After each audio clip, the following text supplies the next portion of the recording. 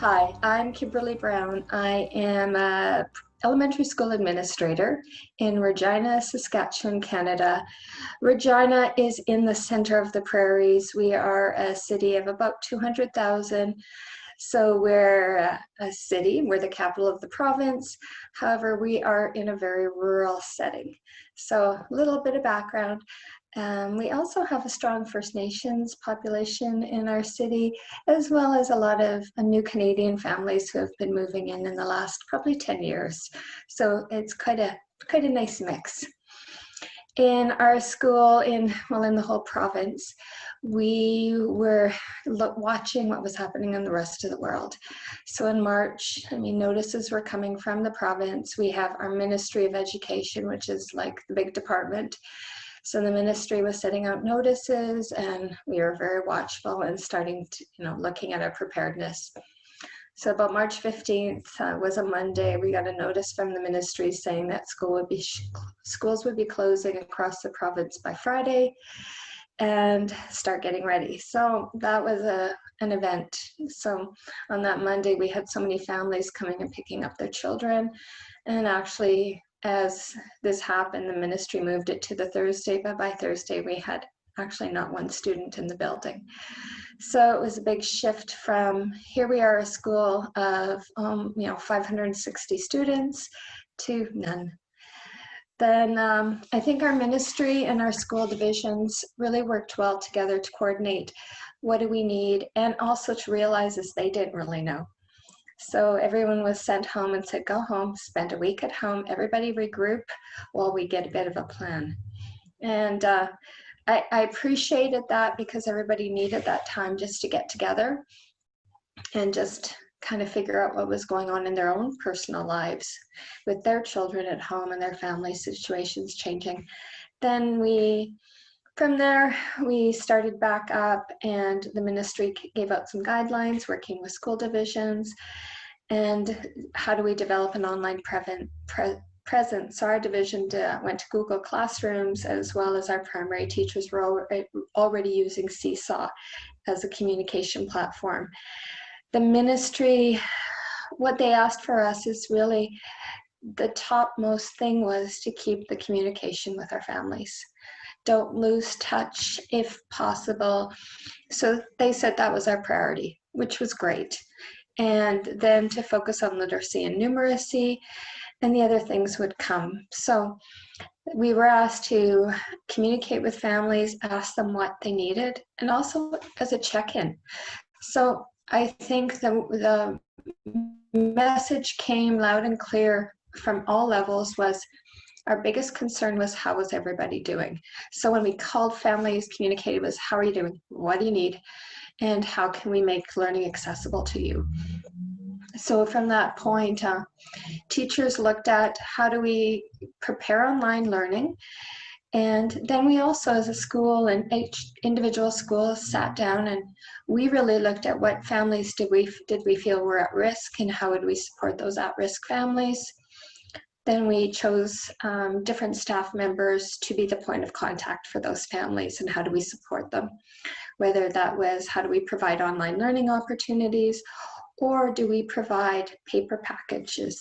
So we, met those families and really tried to meet needs, not, blanket coverage to anyone, but really looking family by family to see what they needed and have those communications with the families. So in my school, we didn't have a lot of families that looked for paper learning packages, but we certainly had some. So that was a coordinated effort between teachers, learning support teachers, and we dropped off a package or people picked them up at the school.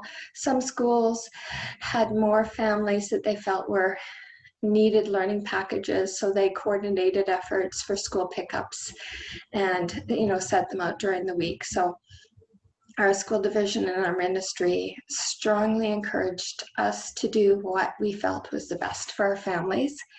Our school division also refurbished a lot of the technology schools weren't learning, and then they made it available as loans. So if we felt there was a family that we could offer technology to, we were told to please do that, and they would provide it for us. So We had a lot of, I think, leeway in how we met the needs of our families and the communication piece. And that came from the top, from the ministry of the government, that we were asked every 2 weeks to make a contact with families in a phone call, email, but phone calls really, if we could, to keep that in-person contact. In my school, we had a few families that were difficult.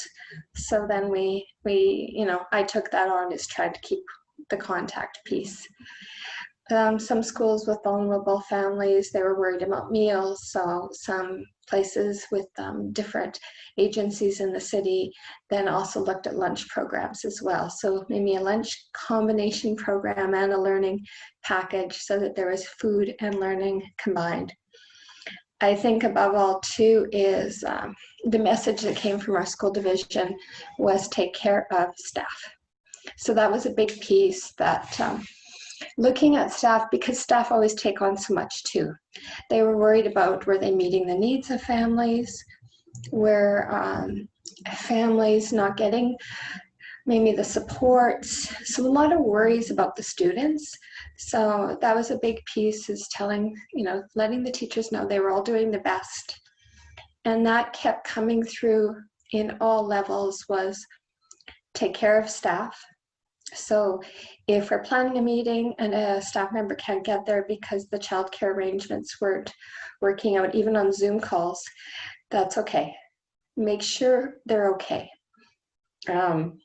We had meetings at our school where we worked around afternoon nap times for kids. So we have lots of staff with small children. So we found meetings were good for 1:15, because that's usually when all these little people were having nap time.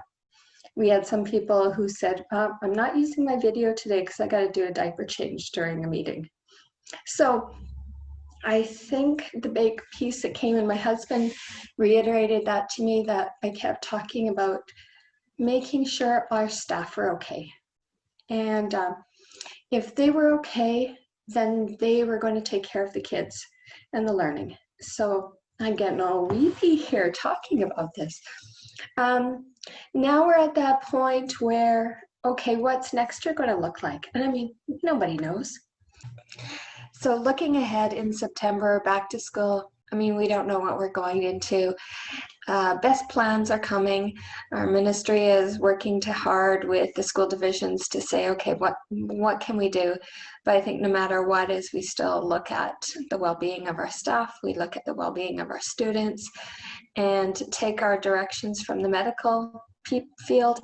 And our best plans are to take care of everyone, and that there's learning involved, but also that everyone is safe and happy. And that's all we can do.